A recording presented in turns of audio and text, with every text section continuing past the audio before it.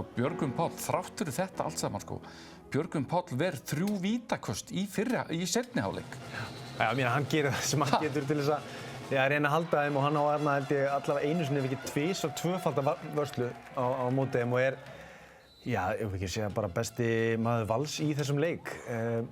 Og þú veist, það eins og já, ég verð í það hérna og það ekki búið hann að klaga það.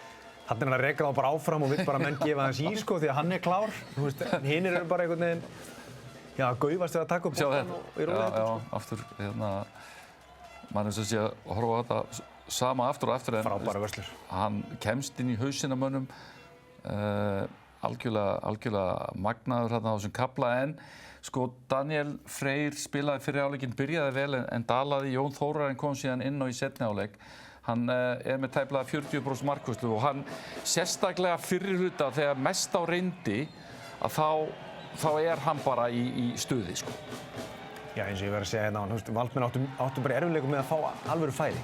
Hæðist vel á spilinu, já örugglega því að F-fangarnir eru mjög áræðnir. Jakob Martin spilar bakurinn í seinni hálfleik hérna nær okkur í mynd nr. 15. Hann miklu meira framalega og svona hótandi á miðjumanninn og flæðið í Valsliðinu.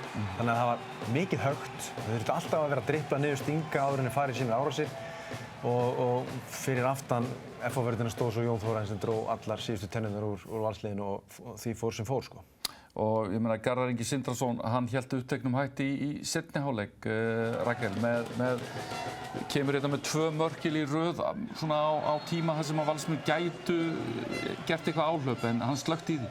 Já, ég raunveru bara framhaldaði hvernig hann var í fyrri hálfleik. Hann var bara mættur, hann var bara rétt stilltur. Sér þarna að Valsvöllin að bakka undan honum, hann hótar undirskot, hefur svo skotið yfir hausinn og erfitt fyrir Bjögga að sjá það.